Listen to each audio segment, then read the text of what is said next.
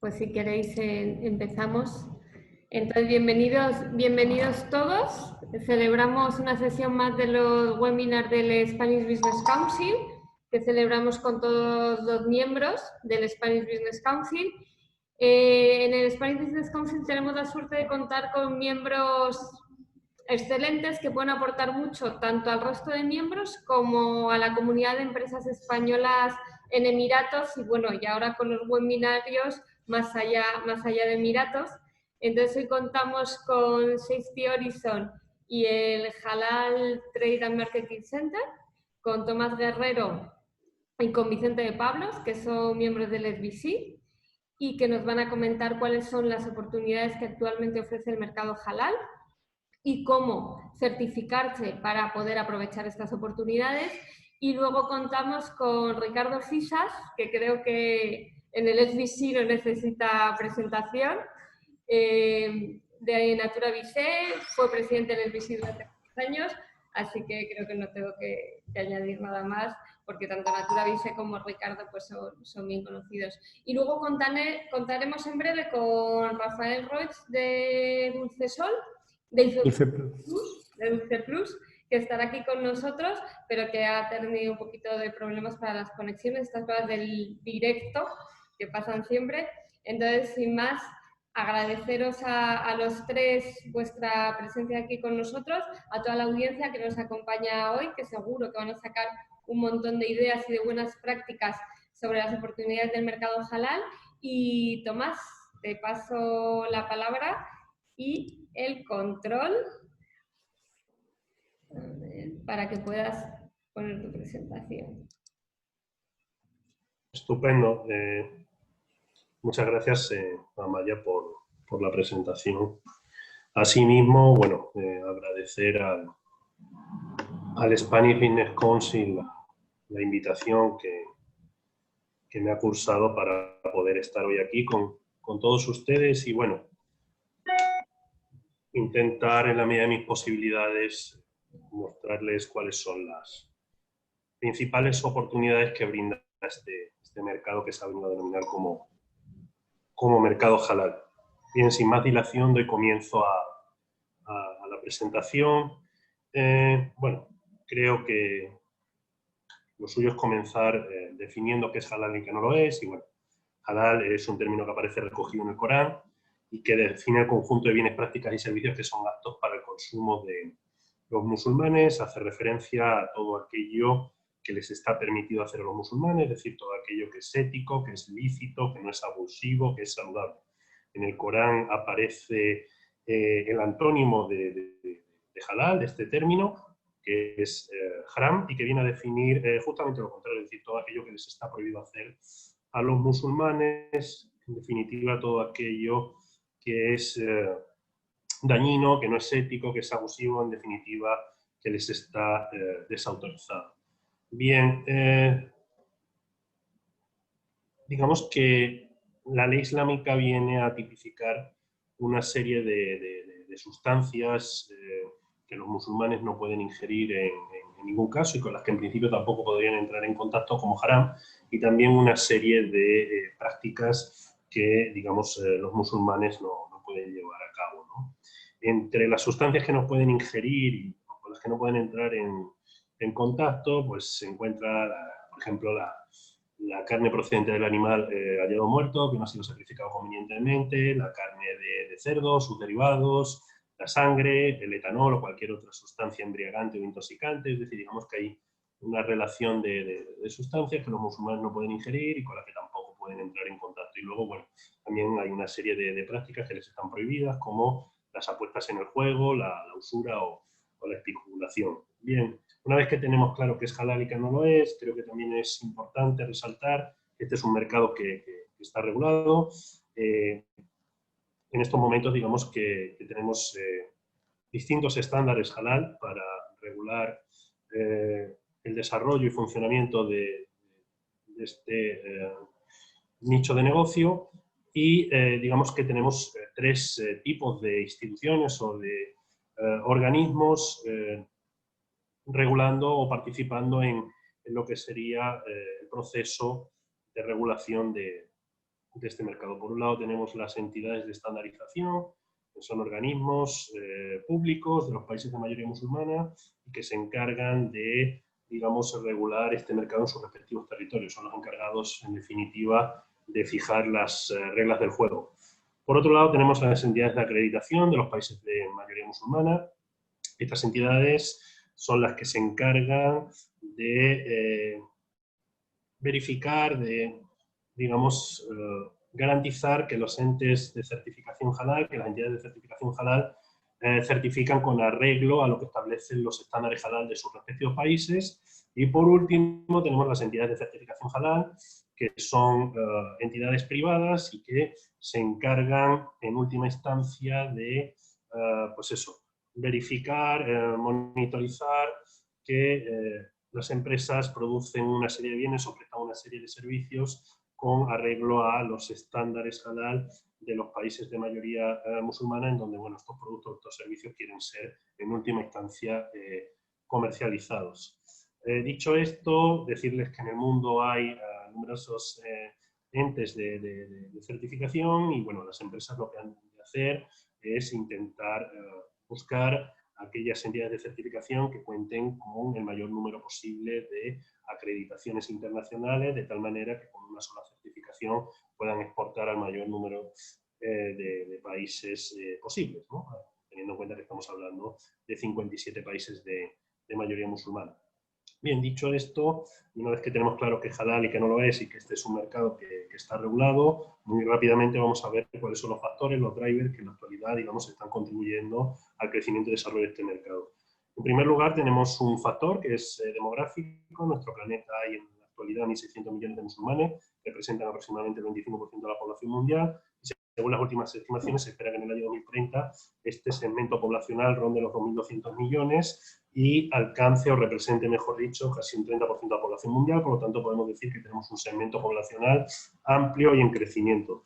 Bien, también decirles que, digamos, este crecimiento poblacional lo vamos a poder apreciar en todas y cada una de las regiones de nuestro planeta. Si se fijan en esta diapositiva, bueno, pues podrán comprobar que efectivamente, ¿no?, el crecimiento de la población musulmana se va a dar en todas y cada una de las regiones de nuestro planeta. Y bueno, me gusta utilizar esta diapositiva para destruir algunos mitos. El primero de ellos es que cuando hablamos de halal no estamos hablando única y exclusivamente de árabes, estamos hablando de musulmanes y por lo tanto de 1.600 millones de personas. Es decir, halal no se circunscribe única y exclusivamente a los países árabes, en donde, por cierto, también hay minorías. Es decir, no todos los árabes son musulmanes, hay drusos, cristianos maronitas, etc. Otro punto a tener en cuenta, normalmente por desconocimiento o por error, tendemos a pensar que la mayoría de los musulmanes residen en los países árabes, es decir, en la ribera sur del Mediterráneo, en lo que es el Magreb y Oriente Medio.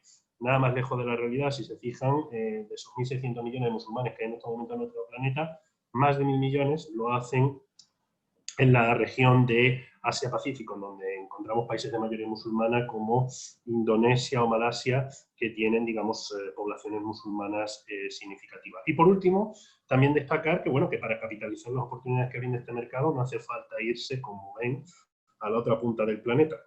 Lo digo porque normalmente después de esta presentación hay empresas que, digamos, se acercan a nosotros pues, viendo la posibilidad de exportar a Indonesia, a Pakistán o a Kazajistán. Y bueno, sí, hay oportunidades para las empresas españolas, lo veremos a continuación, pero para poder aprovechar algunas de estas no hace falta salir de España, en donde hay 2 millones de musulmanes, o de la propia Unión Europea, donde hay 50 millones de musulmanes. Es decir, podemos testear este mercado y aprovechar algunas de sus oportunidades sin salir prácticamente de casa.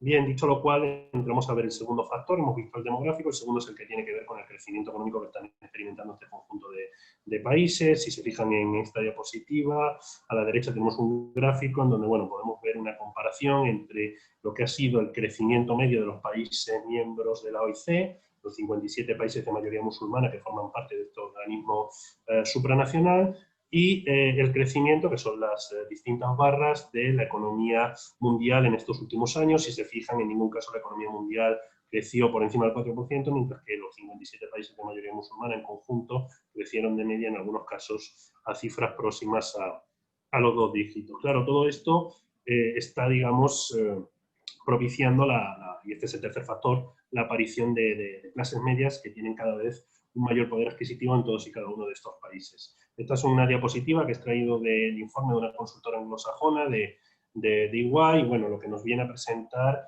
es cómo, digamos, va a evolucionar la clase media en el mundo en las próximas décadas. Si se fijan bien, lo que nos vienen a decir es que, bueno, en el año 2009, el 36% de la clase media mundial, entendiendo por clase media personas que tenían ingresos diarios entre 10 y 100 dólares, residían en Europa.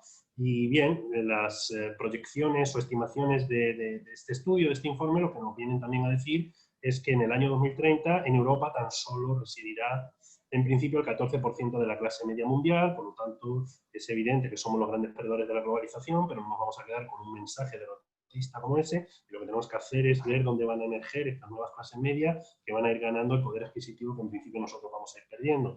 Y si se fijan bien, lo que nos vienen a decir es que el 66% de la clase media mundial se va a concentrar en la región de Asia-Pacífico, en donde acabamos de ver que hay más de 1.000 millones de musulmanes residiendo en estos momentos. Bien, ahora entramos rápidamente a ver lo que es el mercado halal y los distintos sectores que lo componen. Esta es una radiografía de los mismos. Aquí tienen, digamos, los datos para los distintos sectores que componen el mercado halal. Son datos del 2018, los últimos que hay disponibles. Si se fijan, el sector de la alimentación halal es el más importante en términos de volumen de negocio y obviamente también en términos de oportunidades, pero hay oportunidades más allá de la alimentación, hay vida más allá de la alimentación halal y hay otros sectores halal que están también registrando fuertes tasas de crecimiento, ¿no? Podríamos hoy aquí hablar de cosmética, de fármacos o de turismo halal o muslim friendly, o incluso de modest fashion o de banca o finanzas islámicas. Pero bueno,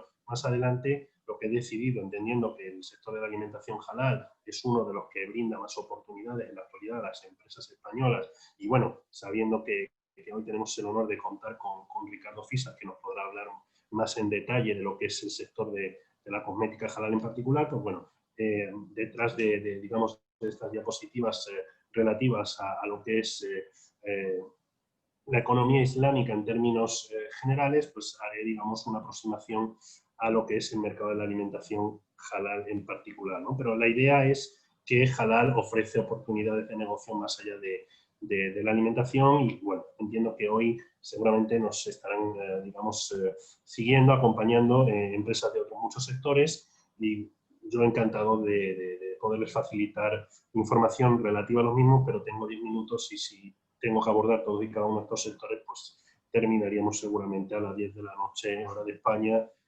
1 de la mañana, hora de Dubái, puesto que tenemos 3 horas más en esta parte del mundo. Bien, esta es una diapositiva, como ven, idéntica, pero aquí ven las proyecciones y estimaciones para el año 2024. Muy simple, como ven, todos y cada uno de estos sectores van a registrar un fuerte crecimiento en los próximos años. Por ejemplo, en el caso de la alimentación halal, va a pasar de 1,3 billones del año 2018 a 1,9 billones. Estos son trillones americanos, son nuestros billones, y si se han quedado, digamos, con las cifras de la diapositiva anterior, podrán comprobar que ocurre exactamente lo mismo con el resto de sectores. ¿Por qué? Por los 3 factores que acabamos de ver con anterioridad, que están, digamos, contribuyendo al crecimiento y desarrollo de este mercado.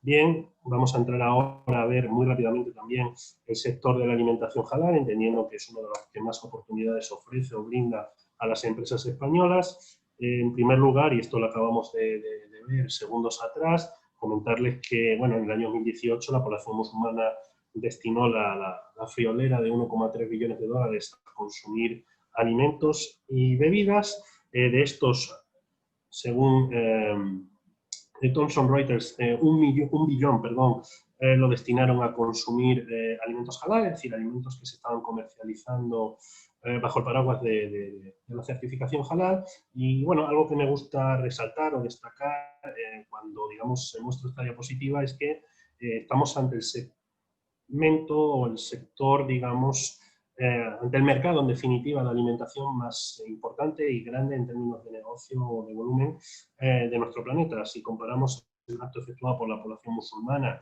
en alimentación y bebidas, entendiendo que es 1 billón y no 1,3 billones, con el gasto que efectuaron ese mismo año, en el 2018, los nacionales de países como China, Estados Unidos, Japón o la India, pues podemos comprobar que efectivamente estamos ante el mercado de alimentación más importante del planeta. Dicho esto, ¿por qué el mercado halal, y en concreto el de alimentación, es, digamos, representa un mundo de oportunidades para las empresas españolas? Bueno, hemos hablado antes de 1.600 millones de potenciales consumidores, de 57 países de mayoría musulmana, de economías que están registrando fuertes tasas de crecimiento, en muchos casos próximas a los 2 dígitos, de la aparición de clases medias que tienen cada vez un mayor poder adquisitivo, en donde la mujer se empieza a incorporar al mercado laboral, en donde empiezan a cambiar sus hábitos de consumo. Bien, todo esto obviamente hace ya de por sí interesante este mercado, pero lo más importante, una de las cuestiones que hacen, digamos, realmente atractivo este mercado es que, en el caso, por ejemplo, de la alimentación, y ocurre con otros bienes de consumo, como la cosmética o los fármacos, estamos en la inmensa mayoría de los casos ante países de mayoría musulmana que importan buena parte de los bienes de consumo que, digamos, valga la redundancia, consumen. Es decir, estamos ante importadores netos, por ejemplo, de alimentos, cosméticos o fármacos. En el caso de los alimentos, por ejemplo, en los países del norte de África o aquí en Oriente Medio, estamos hablando de media de importaciones del orden del 70% de los alimentos que consumen. Es decir, nosotros exportamos commodities energéticas, petróleo, gas, etcétera, y en paralelo, digamos que importamos, por ejemplo, alimentos. En el caso de Qatar estamos hablando del 90%, en el caso de Emiratos Árabes Unidos de un 75%, en el caso de Saudi de un 67%, pero esto ocurre también con los países del Magreb, ocurre lo mismo con los países del Sahel, con Côte d'Ivoire, Senegal, incluso del África Negra, Nigeria, que también es de mayoría musulmana. Ocurre también con países, por ejemplo, del sudeste asiático, que son productores de alimentos, pero que dado el crecimiento que están teniendo sus respectivas poblaciones, no son capaces, no dan abasto para producir suficientes alimentos, por ejemplo, para sus nacionales, y esto les obliga, les fuerza también a importar buena parte de los alimentos que consumen. Y claro, todo esto nos ha de invitar a reflexionar y a pensar en un momento dado cómo las empresas españolas, como España, que es, digamos, una potencia en términos agroalimentarios, puede capitalizar las oportunidades de la mano de la certificación halal, teniendo muy presente este hecho que les acabo de mencionar, y es que estamos importando la inmensa mayoría de los alimentos que consumimos. Aquí muy rápidamente, para que vean cuáles son los que consumimos halal, los ordenados por nacionalidad. Obviamente, si se fijan en el top 5 o top 10, hay una clara relación entre la población de estos países y la cuantía destinada a consumir alimentos halal en el año 2018. Pero a mí lo que me gusta destacar es que en este ranking, más allá del consumo efectuado por los nacionales de estos países de mayoría musulmana, aparecen también algunos países que no son de mayoría musulmana, pero que cuentan con una población musulmana significativa, como Rusia, Estados Unidos, Francia o China, ¿no? Entonces, ver, por ejemplo, que los musulmanes franceses destinaron en 2018 12.000 millones de dólares a consumir alimentos halal, pues es algo que nos tiene que hacer reflexionar, puesto que, ya digo, las oportunidades no solo están en los países de mayoría musulmana, sino que están también en países que, sin ser de mayoría musulmana, pues cuentan con una población musulmana significativa, ¿no? Y algunos de ellos, como sabemos, pues están relativamente cerca de nuestro país, y son países en donde hay seguridad jurídica, en donde tenemos ya toda una red de distribución, y obviamente deberíamos empezar en algunas ocasiones, sobre todo aquellas empresas que no tengan, digamos, una experiencia previa trabajando o exportando en países, digamos, emergentes, complejos y, digamos, con una serie de deficiencias desde el punto de vista institucional, pues hombre, antes de hacer ese desembarco, estaría bien que pudiesen ver pues estos otros mercados en donde, bueno, digamos que tienen ya todas las coordenadas y claves para poder operar. Otra oportunidad, y tiene que ver en este caso, por ejemplo, con la carne, ¿no? Bueno, algo que también es conocido por todos. Estos países, bueno, están importando casi la totalidad o una buena parte de la carne que consumen. Obviamente esta carne es halal. A la izquierda tienen el gasto que han efectuado algunos países de la OIC digamos, en la compra de carne y animales vivos. Y a la derecha, bueno, sus principales proveedores, si se fijan, y es bastante curioso, entre sus principales proveedores, entre los principales exportadores de carne halal y animales vivos a la OIC, tenemos bastantes países que no son de mayoría musulmana, ¿no? Tenemos países como Estados Unidos, Brasil, que lidera el ranking, Francia, Holanda o Alemania. Ojalá que podamos ver a España algún día en este ranking, porque estoy convencido de que es algo que podemos lograr y que no es tan difícil de conseguir, teniendo en cuenta que esta es una población creciente, que tiene cada vez mayor poder adquisitivo y que sigue demandando carne halal y que, bueno, ¿por qué no pensar que pueden ser en un momento dado empresas españolas de vacuno, de ovino, de caprino, las que puedan, digamos, suplir parte de la demanda de carne de estos países? Bueno, por último, y creo que esta es la penúltima diapositiva, pues una radiografía con algunos de los principales actores de este mercado, Nestlé, que tiene, por ejemplo, más de 100 fábricas certificadas halal en el mundo, superficies comerciales como Tesco, Carrefour, que en Europa empiezan a tener en sus lineales productos halal, o incluso áreas o zonas específicas para vender productos halal, incluso digamos, autoridades portuarias, como el puerto de Algeciras, que está certificado halal, o el puerto de Huelva, que están intentando, digamos, en la medida de sus posibilidades, ofrecer tanto a productores como compradores la posibilidad de garantizar la trazabilidad halal de los productos que transitan por sus respectivos puertos, reguladores, que cada vez tienen más fuerza, más peso y que, bueno, van haciendo de este mercado, por desgracia, algo más complejo cada día, lo que obliga a las empresas a tener que documentarse bien y a tener que investigar un poco para saber cómo adentrarse en todo este mundo. Y bueno, con esto termino, creo que me he cedido un poco en el tiempo, pero bueno, agradecer al Business Council de nuevo la invitación, agradecerles a ustedes el que hayan destinado una parte de su valioso tiempo a escuchar esta presentación y, bueno, decirles que estoy o que quedo a su entera disposición para todo aquello que quieran o puedan necesitar en relación a este mercado. Muchísimas gracias.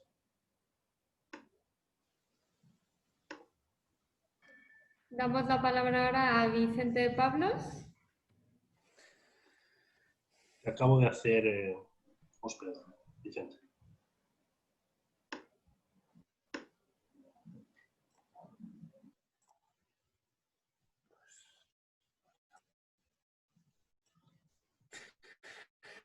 Bueno, ¿me confirman, por favor, si se ve la imagen? Sí, perfecto. Muy bien. Vamos a abrir. Bueno, lo primero de todo, muchísimas gracias por la invitación al Spanish Business Council. Estoy encantado de estar hoy aquí y de, bueno, explicar desde nuestro punto de vista como entidad de certificación cuáles son esas ventajas de la certificación halal y las oportunidades existentes que hay actualmente y sobre todo aquellas que se van abriendo camino en los recientes años, en estos últimos años. Gracias a todos los asistentes por acompañarnos y, bueno, he intentado resumir y ajustar en estos 10 minutos lo que considero que es más importante a la hora de abordar un asunto que, bueno, sin duda mis compañeros panelistas también van a tratar. Por lo tanto, intentaré en algunos de los puntos pasar un poquito más rápido y en otros detenerme en los que consideremos más importantes de cara al proceso de certificación. Bueno, me gustaría presentar a Safety Horizon. Como ha comentado bien Tomás, pues existen entidades de certificación y nosotros somos una de las entidades que existe con sede social en España, en concreto en Murcia. Luego hablaré de las ventajas del proceso de certificación y, por último, voy a autoformularme aquellas preguntas que habitualmente en el día a día nos encontramos con la interacción con los operadores económicos que buscan o pretenden certificar su empresa con nuestra entidad. Safety Horizon es una entidad de certificación halal que está formada por profesionales con una dilatada experiencia desde el punto de vista técnico. Estamos ubicados en Murcia, que es una zona eminentemente e históricamente productora agroalimentaria, el foco o el polo productor agroalimentario a nivel nacional, y contamos con una experiencia muy amplia en el ámbito de la seguridad alimentaria, la calidad y el control en otros sectores, como pueda ser el sector de la cosmética. Obviamente, el equipo que disponemos está constituido por un equipo multidisciplinar en el cual se integran expertos en la Sharia, que son académicos expertos en las leyes islámicas y además disponen, varios de ellos, de formación en industria alimentaria. Con ello lo que pretendemos o lo que hemos conseguido es integrar a un equipo de profesionales que trabajan en diferentes ámbitos de la producción alimentaria y de los servicios afines, con el fin de aportar un valor a la empresa que quiere certificarse, aportar un valor adicional a lo que es el proceso de certificación, de manera que en esas auditorías que todos los interesados van a sufrir, o que van a, más que sufrir, acompañarnos, vamos a tener o vamos a querer aportar un valor técnico para mejorar o intentar aportar nuestro grano de arena en la mejora de los procesos diarios de esa organización. Para nosotros no existe una empresa a priori, exceptuando aquellas líneas rojas que mencionaba Tomás, no existe ninguna línea roja que no sean estas que nos permitan o que hagan imposible un proceso de certificación, ¿vale? Obviamente lo que es haram quedaría totalmente fuera del ámbito de certificación, pero en todas aquellas empresas donde existen esas pequeñas dificultades que nos encontramos día a día, vamos a intentar abordar o aportar soluciones y buscar esa flexibilidad que a los empresarios hoy en día les hace falta, porque existen diferentes escenarios y diferentes situaciones para cada empresa. Hay empresarios que tienen un contacto comercial en un país, pero no saben si va a ser duradero, por lo tanto, temen invertir en un proyecto que probablemente no tenga una viabilidad a largo plazo. Existen empresas con diferentes líneas de producción y unas son compatibles con la certificación y otras no. Hay otras empresas con situaciones de producción muy específicas y que hay que abordar de manera concreta a cada una de ellas. De tal manera que consigamos adaptarnos a ellos en la medida de lo posible, sin sobrepasar esas líneas rojas, como decía, y conseguir o llevar a éxito la certificación. En este punto, cuando hablamos de certificarnos, es conveniente mencionar la entidad de acreditación que acredita el sello que nosotros a su vez vamos a dar a la empresa. Safety Horizon está acreditada por la entidad EIAC.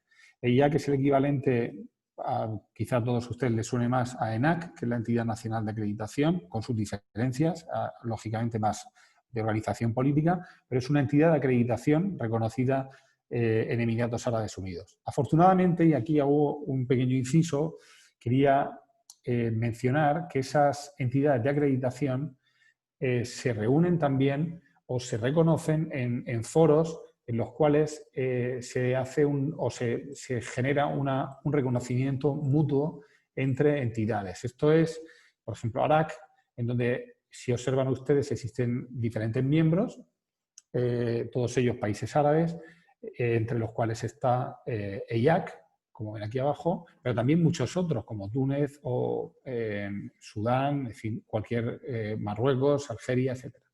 Todos estos miembros... sí. Seguimos en la presentación anterior. O sea que no se ve la pantalla que estoy mostrando ahora mismo. No. Vale. Bueno, decía básicamente que existen diferentes entidades las cuales se reconocen mutuamente entre ellas, políticas de reconocimiento mutuo, y que EIAC está incluida en ellas, ¿vale? Con lo cual, esta política de reconocimiento mutuo permite abordar muchísimos países del mundo árabe. Lógicamente, estas listas pueden ser consultadas y con ello todos los operadores alimentarios que quieran abordar diferentes países pues pueden consultar dónde pueden ir con todas las garantías de éxito a la hora de entrar con sus productos a esos países, ¿vale? Lo digo porque esta es otra de las consultas que habitualmente se nos hace y que es importante aclarar. A continuación quería hablar sobre las ventajas del proceso de certificación, si bien es verdad que también se va a abordar por parte de los panelistas, del resto de panelistas. Yo quería mencionar que, por un lado, lógicamente, nos va a permitir acceder a nuevos mercados, ¿vale? Esos mercados que actualmente incluso pueden ser mucho más importantes por el escenario de crisis. Disculpa, no debemos... Sí. comparte por favor la pantalla. Vale, bueno, la había compartido, perdón, pero ¿se ve ahora o no? ¿No? A ver.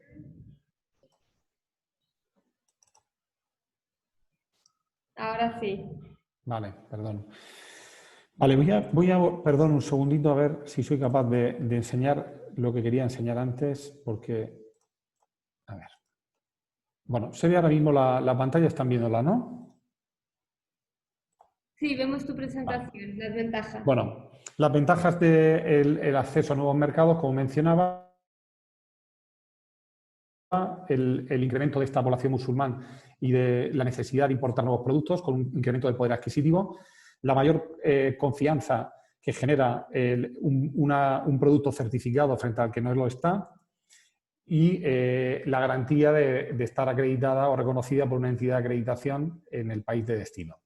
Ese conjunto de ventajas, unido a una época como la actual, que es una época de crisis, pues hace que el mercado de la certificación halal vaya en aumento. A continuación, quería comentar el proceso de certificación, que no difiere del proceso de certificación de un estándar internacional, como pueda ser una norma IFS o BRC.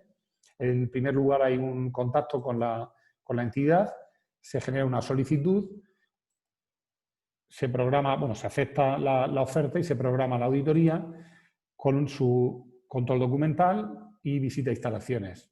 Esas visitas y ese control documental genera probablemente una resolución de incidencias o no conformidades que el empresario remite a la entidad de certificación, y todo ello se genera o se acompaña un documento que se emite o que la entidad de certificación emite a nuestro comité de decisión. El comité de decisión es el organismo dentro de nuestra entidad que finalmente lleva a buen puerto la emisión o da el visto bueno a la emisión del certificado.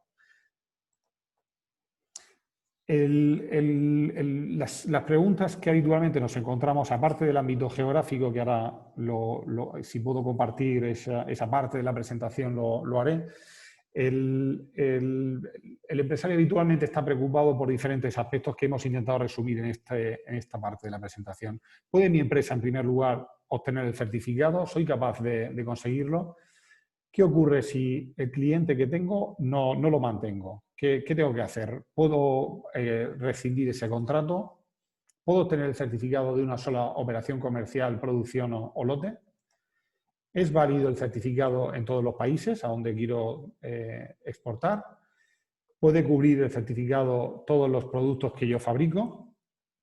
¿Y cuánto dura el proceso y qué coste tiene? Nosotros, respecto a la primera pregunta, si puede o no un empresario obtener el certificado, siempre intentamos hacer una primera valoración previa.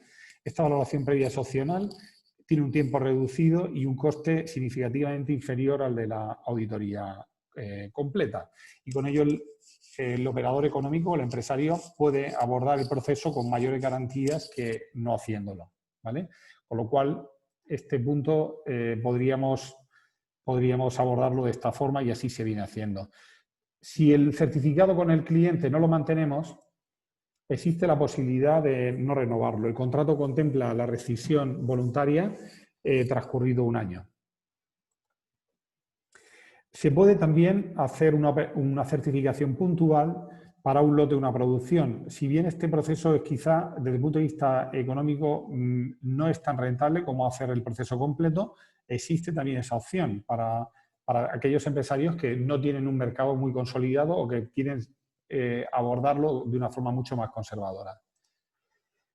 Respecto a la validez del certificado en otros países, como comentaba anteriormente, nuestro certificado está reconocido a través de la entidad de acreditación EIAC, y EIAC forma parte de diferentes organismos en los cuales, a modo de paraguas, se reúnen otras entidades de acreditación, que entre ellas, lógicamente, se reconocen, que era lo que intentaba compartir con ustedes y que no he podido, y ahora lo intentaré al final de la charla.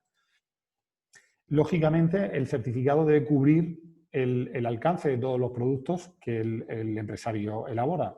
En nuestro caso, nuestro alcance de certificación cubre la totalidad de los productos alimentarios y el sector de la cosmética y la farmacia, entre otros. El proceso habitual, que sería la última de las cuestiones habituales y qué coste tiene, va a ser bastante variable y va a depender de la actividad de la empresa, de las líneas de producción. Si bien nos encontramos en un periodo aproximadamente de un mes desde que se genera o se acepta esa propuesta de certificación, y los costes estarían en torno a 2.500 euros aproximadamente al año. Antes de terminar, bueno, quería agradecer, por supuesto, la invitación a todos los asistentes y, bueno, pues intentar compartir esa pantalla. No sé, Amaya, si tengo unos minutos más para mostrarlo o preferimos dar paso ya al siguiente panelista. Bueno, como quieras. Si no, lo que tienes que hacer es compartir la pantalla para que al cambiar tú se vea el cambio. Vale, No, voy a intentarlo. inténtalo. Venga, vamos a ver.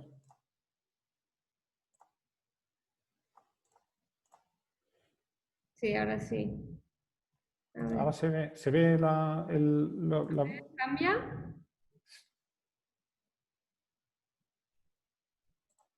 Yo creo que no lo estáis viendo. Bueno, Bueno, pues bueno.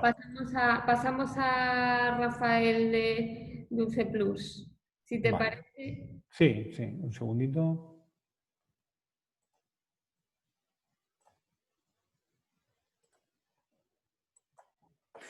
Muy bien, muchísimas gracias. Muchísimas gracias, Vicente. Vamos a dar.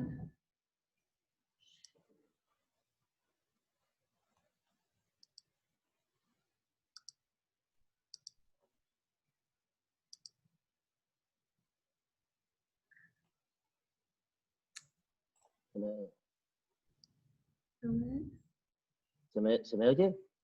Sí, un segundo. Ya está Rafael. Ahora.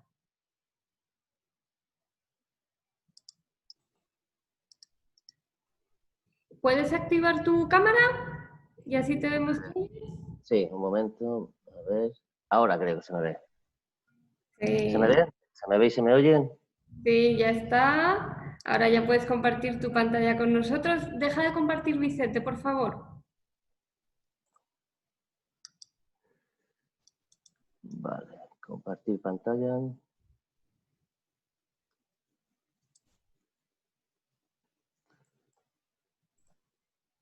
¿Vale? Perfecto, Rafael. ¿Se me ve, no? Sí. Vale, bueno, primero quería empezar agradeciéndoos a todos la invitación. Discúlpame, Sí, comparte tu dime. presentación, vemos tu ordenador. Ya, es que no he preparado ahora mismo, no tengo slide, ¿vale? Ah, entonces, bueno, entonces no hace falta que compartas tu pantalla. Ajá. Vale. A ver. Ahora dónde estoy. Vale, ¿se me ve? ¿Se me oye? Sí, pero deja de compartir pantalla. Mejor. Ujú.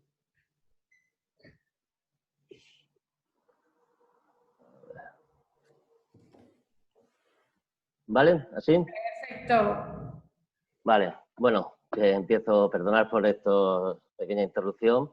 Nada, quería empezar agradeciendo esta oportunidad y la invitación a esta webinar y nada, compartir un poco lo que ha sido mi experiencia y lo que está siendo mi experiencia en el mercado halal. Yo entré en esta empresa, en Dulce Plus, en el 2012. Éramos una empresa humilde, pequeñita y con mucha trayectoria por delante y mucho camino por hacer. Al principio teníamos pues diferentes tipos de producción, halal y no halal. Trabajamos con una certificadora a través de de Inglaterra. ¿Qué problema nos supuso eso? Pues nos supone que la desconfianza que crea a muchos de los posibles clientes que tenemos. No todas las certificadoras tienen la misma categoría ni la misma confianza.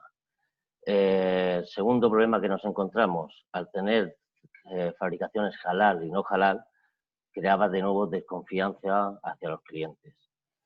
Bueno, nos reunimos todo el equipo, cada vez la demanda de productos halal era mayor, como bien ha comentado Tomás Guerrero, este mercado está subiendo enormemente, es una de las regiones que más está creciendo. Entonces, no solo los países árabes la demandan, o musulmanes, sino tenemos casos que nos demandan desde Rusia, desde Australia, lógicamente toda Europa, que es un mercado enorme. Entonces, pues decidimos lo más sencillo, pasar toda la fabricación a halal y ser una empresa 100% halal. El siguiente paso que dimos, pues bueno, buscar certificadoras de confianza, porque siempre a la hora de certificar el producto, no todos nuestros clientes estaban conformes con las certificadoras que teníamos, ni con las certificaciones de los ingredientes que teníamos. Entonces, eso es un punto que debéis tener en cuenta a la hora de buscar una certificadora, que sean válidas y que cubran la mayoría de países posibles. ¿Cómo nos encontramos esto? Pues sobre todo cuando empezamos a trabajar con Dubái. Dubái es uno de los países que, a mi punto de vista, que más estricto a la hora de poner certificación halal. No solo te pide el certificado halal, sino nos pide certificado de lote para cada exportación que hacemos. Bueno, pues total, en este caso contactamos con Safety Horizon, encima somos de la misma región, y la verdad es que nos solucionó enormemente este problema. Nos facilitó nuestro certificado, las auditorías las hicieron rápido y de una manera muy profesional, y nos abrió mercado en prácticamente casi todo el mundo. De hecho, pasamos en el 2012 de una facturación inicial de aproximadamente unos 3,5 millones, en 7 años aumentó la facturación en un 200%, que se dice pronto. Pasamos a vender en Emiratos, pasamos a vender en Jordania, Pakistán, y ya, bueno, Francia se demanda mucho producto halal, incluso Reino Unido, que hoy, este año, está siendo nuestro principal consumidor. ¿Qué más os puedo decir sobre esto? La experiencia ha sido sobre todo muy positiva a lo largo de este tiempo trabajando con la certificadora halal, y lo importante es mantener siempre el nivel de productividad halal, el nivel de confianza de los ingredientes, de las materias primas, para no se encontréis con ninguno de los problemas que se pueden encontrar. Lo importante también, el sello, como dijo mi compañero Vicente de Pablo, el sello halal tiene que ser un sello de confianza para vuestra marca. Ahora mismo las certificaciones halal que están haciendo es prácticamente como una IFS, un BRC, controlan también seguridad alimentaria, con lo que, aparte de cualquier otra certificación que podáis tener, pues tener una certificación halal ahora mismo también es símbolo de calidad en la empresa. Problemas que podéis tener con ingredientes. Pues esto es un pequeño inconveniente que nos hemos encontrado. A veces no hay unificación en todo lo que se refiere a los ingredientes halal. Hay colorantes, bueno, Ricardo Fisa también os podrá contar sobre temas de esos, colorantes que a lo mejor para un país dice que no es válido y en otro país sí es válido. Entonces a veces hay un poco de duda sobre este tema, pero vamos, con una certificadora cualificada como es en este caso, no tendréis ningún problema a la hora de trabajar y exportar a cualquier país que requiera el certificado halal y productos halal. Bueno, en principio creo que mi intervención es breve porque era contar un poco nuestra experiencia y los problemas que nos hemos encontrado y el caso de éxito que tenemos. Ahora mismo solo finalizar diciendo que el 80% de nuestros clientes requieren certificación halal, la producción es 100% halal y el resto, ese 20% que no requiere halal, no me pide otra forma, simplemente no le importa. Da igual sí o no.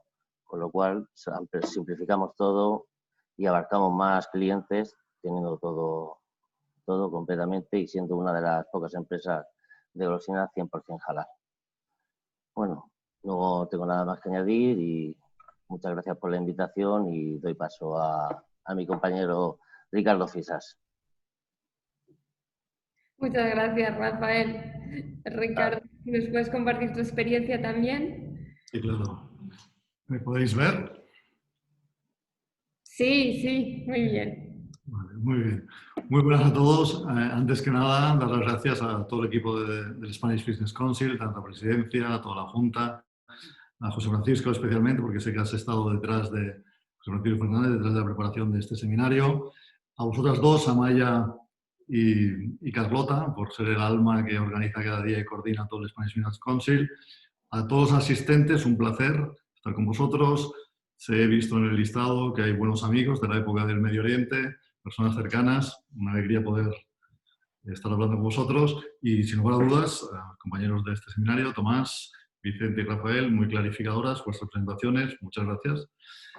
Yo os voy a ser breve, vamos a dejar así espacio para preguntas, os voy a explicar un poco marco global a nivel cosmético en países musulmanes, temas de alguna cosa a añadir sobre el tema de auditoría halal y sobre todo la experiencia de Naturalise como empresa de cosméticos certificada halal. Básicamente, el volumen de mercado, 64 billions de US dollars actualmente y con un crecimiento para 2023 de 90 billones de dólares americanos. Aunque fuese la mitad el mercado, es una gran oportunidad. Como decía Tomás perfectamente antes, solamente pensemos en los 50 millones de musulmanes en Europa, ya la oportunidad no hay que ir tan lejos para ver la importancia de ese mercado halal. Y también desmitificar la idea que se tiene muchas veces de que el consumo halal, en este caso a nivel cosmético, pues está en los países árabes o en los países de la ribera mediterránea, del sur mediterráneo. A nivel de consumo cosmética halal, país número 1 es India, segundo es Indonesia, Rusia, Turquía y Malasia. Y habiendo otros países importantes como Irak, Irán, Francia, Kazajstán, etc. O sea, realmente no es el mercado que tú te imaginabas donde se compraría más. Entonces, importante eso tenerlo en cuenta porque son mercados de programaciones muy importantes. Y también, como decía Tomás, las cosas importantes es el crecimiento de la nación. Hablando de billones para 2060 y, sobre todo, el crecimiento de mucha población joven en comparación con otras partes del mundo. ¿Esto qué significa? También son jóvenes, millennials, gente que está muy también a la moda, que está muy en temas de productos orgánicos, veganos, de origen de plantas, etc. Productos ingredientes que a nivel de certificación halal, si son así, son muy fáciles de certificar.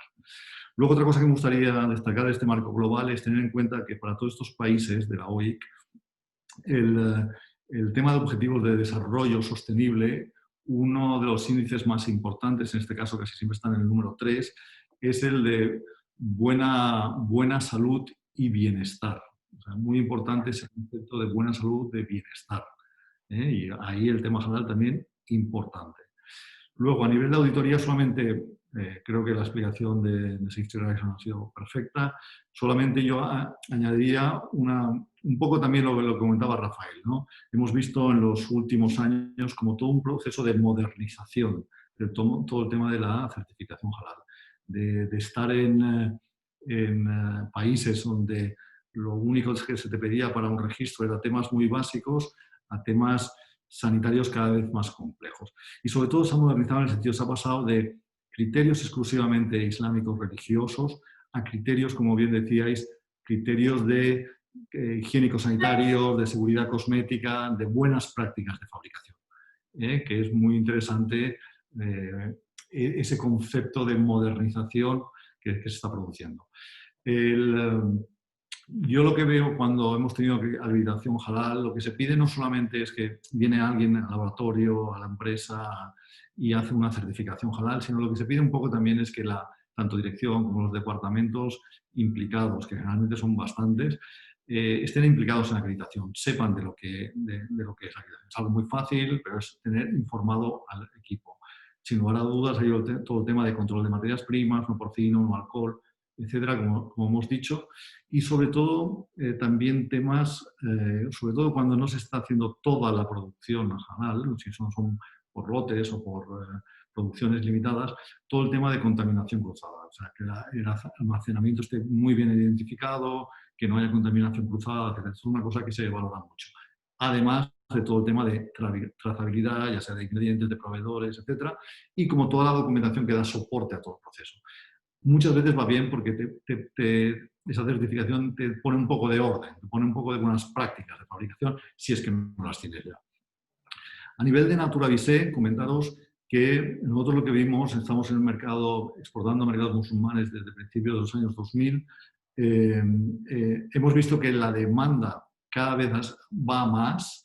También tengo que decir que, a diferencia de la alimentación, la certificación halal no es obligatoria en cosmética, exceptuando en Malasia y en Indonesia. Luego Tomás me lo acabas de clarificar, que seguramente estás más actualizado. Y nosotros en un momento nos pasó un poquito como comentaba Rafael. En el momento que nos planteamos acceder a los mercados de países musulmanes, dijimos, bueno, vamos a hacer la certificación para algunos lotes, y nos dimos cuenta, analizando y haciendo esa previa análisis, que casi el 85-90% de nuestros ingredientes eran ya halal de por sí. Con lo cual, el esfuerzo por acabar de tener la certificación halal no era tanto, y también tenía todo el sentido a nivel de logística, de producción, de no tener producciones separadas, almacenes separados, etc.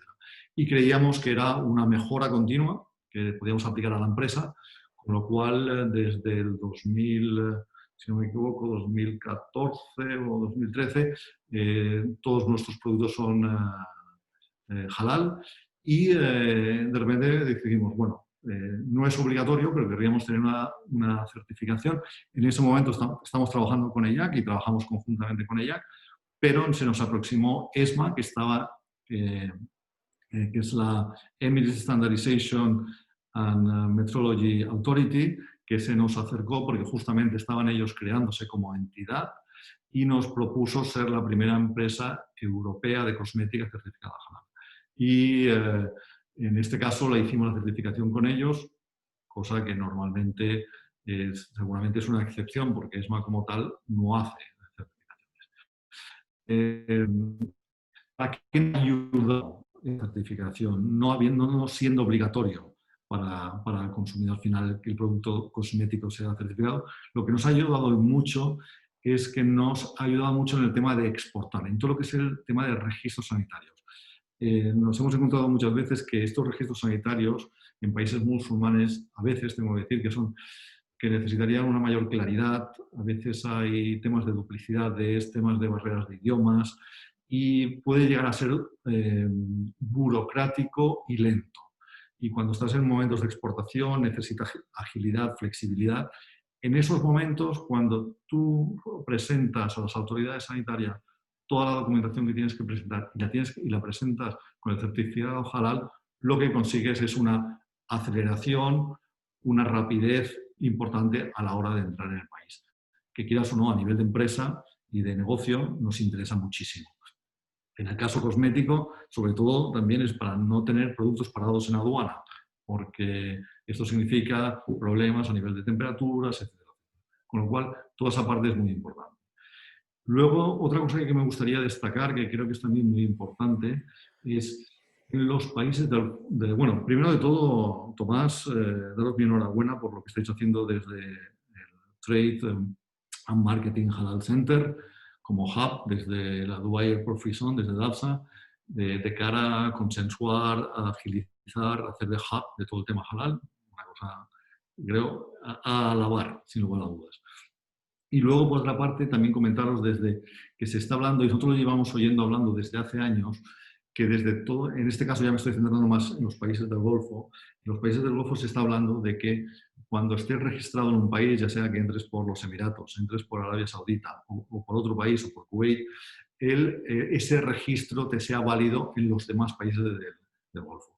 Sé que es un tema que está ahí, que todavía no está, pero que se está trabajando en ello. Y estamos desde asociaciones europeas empujando para que eso se pueda dar. Sobre todo para evitar todo el tema de tiempo, dedicación, muestras, documentación, papeleo, que es lo que más importa. Luego, a lo mejor, seguramente habrá que pagar tasas en cada país, pero si esa parte ya está avanzada, evitaríamos muchísimas duplicidades, muchísimo tiempo perdido. Eso es lo que se está trabajando.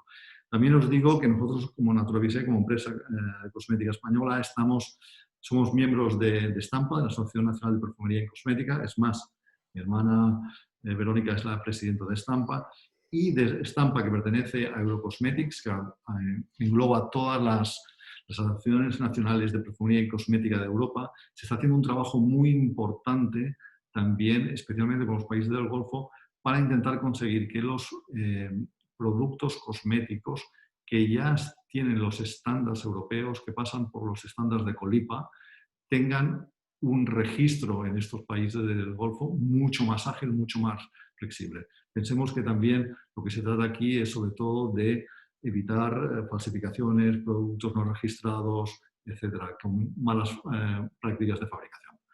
Es un poco lo que os quería dar. El negocio está ahí, no lo dudéis. La certificación, que a veces, como bien explicaba Vicente, que a lo mejor al principio puede parecer complicada, no lo es tanto. Al revés, muchas veces lo que hace es que ayuda a poner un poco de orden en ese proceso productivo y da unos parámetros que van muy bien y, sobre todo, también como decía Rafael, te abre unas oportunidades de negocio importantes, no solamente en países árabes, sino sobre todo en Europa e incluso dentro de España. Gracias. Muchísimas gracias, Ricardo. Una experiencia muy interesante.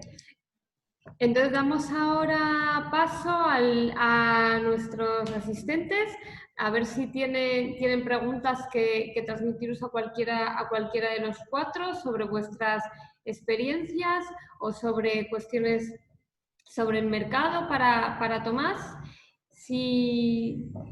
Vamos a esperar, si no hay ninguna pregunta, a mí me gustaría preguntarle a Tomás, te has centrado en la alimentación, parte del desarrollo, pero ¿cuáles son los otros sectores que están creciendo también mucho más allá de la alimentación, como decíamos en el título del webinar? ¿Podríamos hablar de banca, de turismo? ¿Cuáles crees que son allí grandes focos de oportunidad?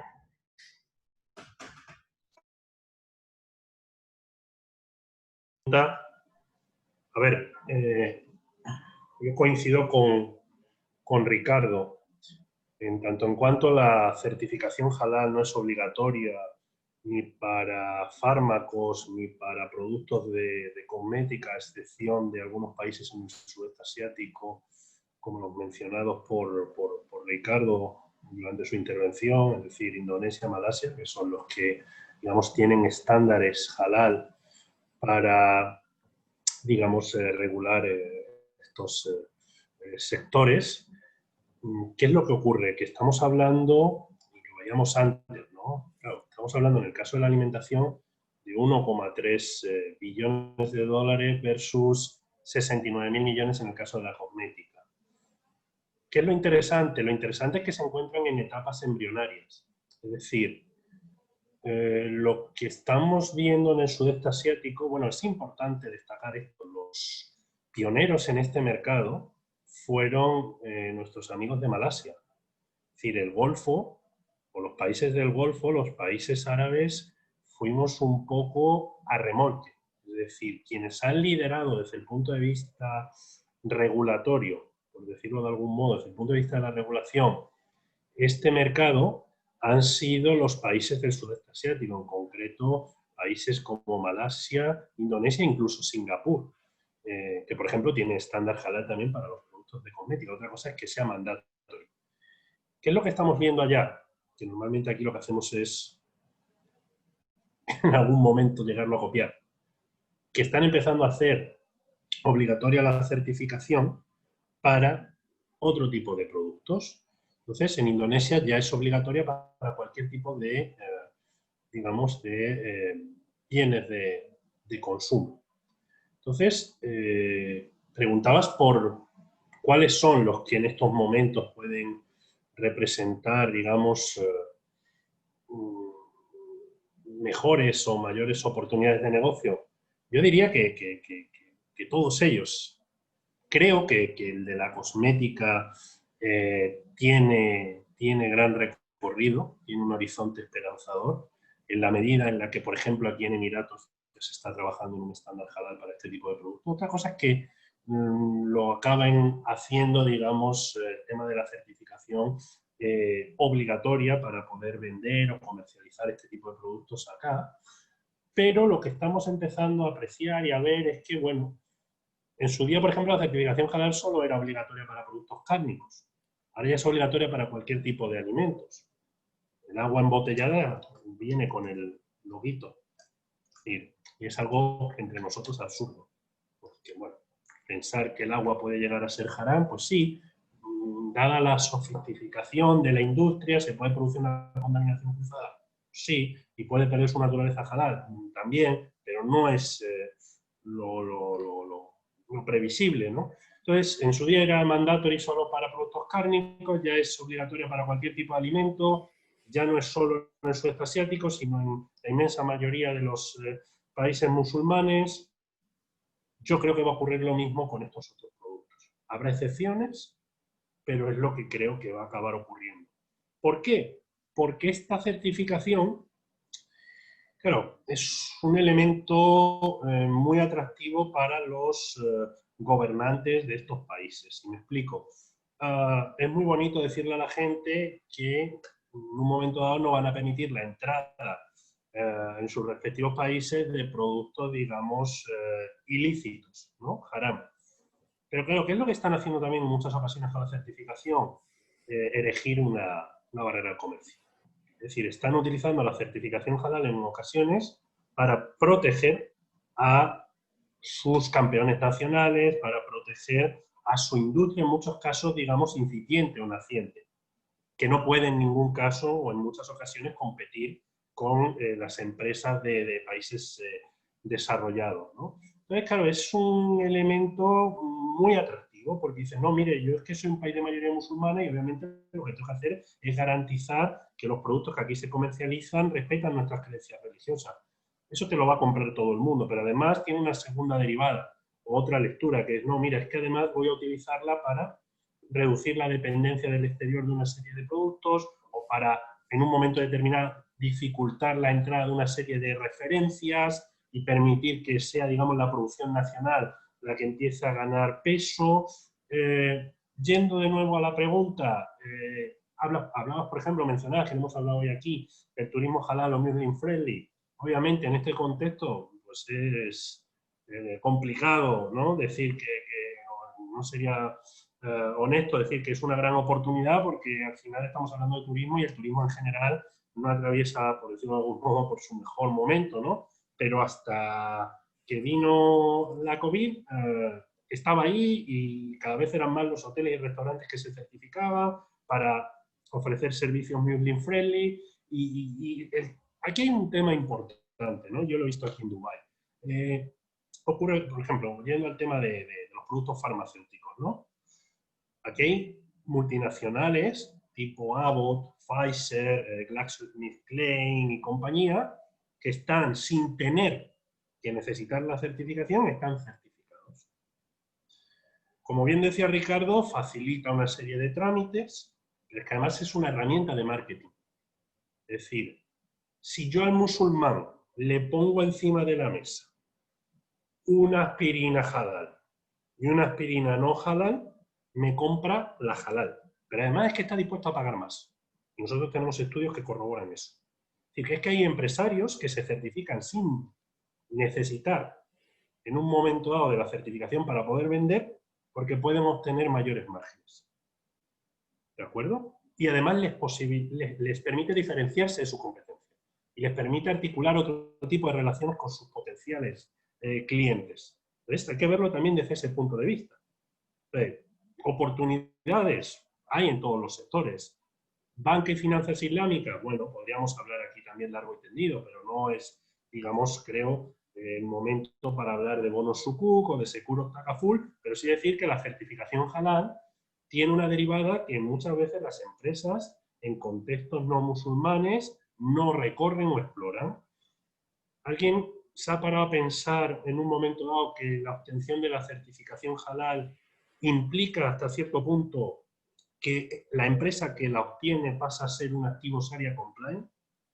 Y que el obtener, digamos, esa condición te permite en un momento dado, por ejemplo, recurrir a la ventanilla islámica, una fuente de financiación alternativa, o te permite, si haces una ampliación de capital, facilitar la entrada en tu accionariado de fondos Sharia compliant, o si quieres hacer una joint venture para hacer un desarrollo, puedes llegar en un momento determinado a un acuerdo con un vehículo de estas características. Claro, todo eso no está desarrollado. Nosotros estamos teniendo aquí reuniones con el Dubai Islamic Bank, con el Abu Dhabi Islamic Bank, con todos los bancos islámicos, porque creemos firmemente en que si somos capaces de cerrar el círculo, vamos a detonar aún más, si cabe, el potencial de este mercado. Es decir, si nosotros a los productores de bienes halal, que se encuentran en su inmensa mayoría en países que no son de mayoría musulmana, porque aquí no producimos prácticamente nada, le importamos todo, si a esas empresas les inyectamos nuestro capital islámico, vamos a ser capaces de hacer crecer estas empresas y vamos a ser capaces de cerrar una especie de círculo para que además no se dé la siguiente paradoja. Empresas en países que no son de mayoría musulmana produciendo productos halal o prestando servicios halal o Muslim friendly con arreglo a los estándares, pero financiando la producción de esos productos o la exportación de esos bienes con finanzas no islámicas, con finanzas haram. Entonces es una especie de paradoja y eso es lo que estamos ahora intentando cerrar.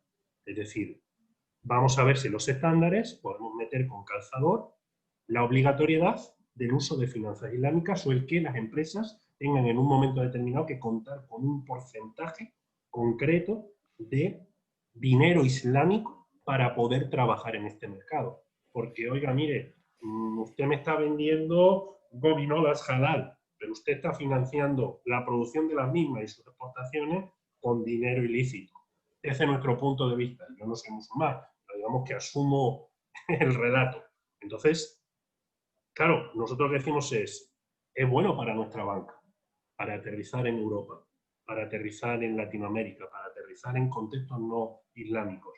Podemos utilizar eso como palanca para ayudar a nuestra banca y a nuestros fondos soberanos, a nuestros fondos de pensiones, a nuestros vehículos, para entrar. ¿Cómo? Con una especie de estándar que fuerce hasta cierto punto o obligue o intente que la empresa produzca halal con arreglo con arreglo a los estándares y también usando, digamos, financiación islámica para ello. Pues como vemos, efectivamente hay muchas facetas de la certificación halal, mucho más allá de lo que hablábamos de la alimentación. Una última pregunta que a mí me gustaría hacerle a Vicente. ¿Se diferencia mucho o cómo tú desde tu punto de vista compararías una certificación, pues eso, de alimentación o con una de cosmética o con una, si estamos que hablaba Tomás, certificando un hotel, por ejemplo, un servicio turístico? ¿La certificación varía mucho? ¿Es un proceso muy diferente o es muy similar a lo que nos has comentado? Hola, buenas tardes. En principio, Amaya, el proceso de certificación es lógicamente similar, la base es la misma. Lo que ocurre es que existen requisitos desde el punto de vista técnico que son muy característicos de cada una de las actividades. Incluso dentro de la alimentación vamos a tener una variabilidad muy importante, ya que, por ejemplo, no es lo mismo certificar un matadero, que tiene un proceso de sacrificio fundamental, el proceso de sacrificio halal, y compararlo con una fábrica de golosinas, ¿vale? O sea que dentro del estándar de certificación existe una variabilidad bastante importante. En cuanto a cosmética, vamos a trabajar en la misma línea, en la búsqueda de ingredientes que sean halal, que no sean haram, que estén permitidos, y la estructura documental, que es una base fundamental para todas las compañías, pues se va a analizar igualmente en una empresa de alimentación que en un hotel o que en una empresa de cosmética, ya que bueno, se tiene que contemplar la política de calidad o de política de la empresa tiene que estar orientada a los criterios del estándar de certificación halal. Tiene que existir también una revisión por la dirección que contemple estos puntos de halal, unos objetivos orientados también a la mejora de la empresa, mejora continua de la organización. Y bueno, dentro de estas pequeñas variaciones, dentro de cada segmento de la actividad, la base va a ser, como decía, muy, muy similar.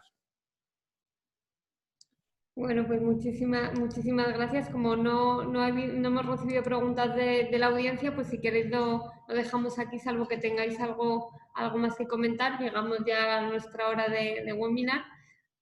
Muchísimas gracias a todos, a Tomás de Halal Trade and Marketing Center, Rafael de Dulce Plus, Vicente y Ricardo Natura y Business Council, podemos seguir diciendo. Muchísimas gracias. Estar con vosotros de nuevo y un saludo a todo el mundo. Gracias. Gracias a todos. Gracias, hasta luego. Hasta luego.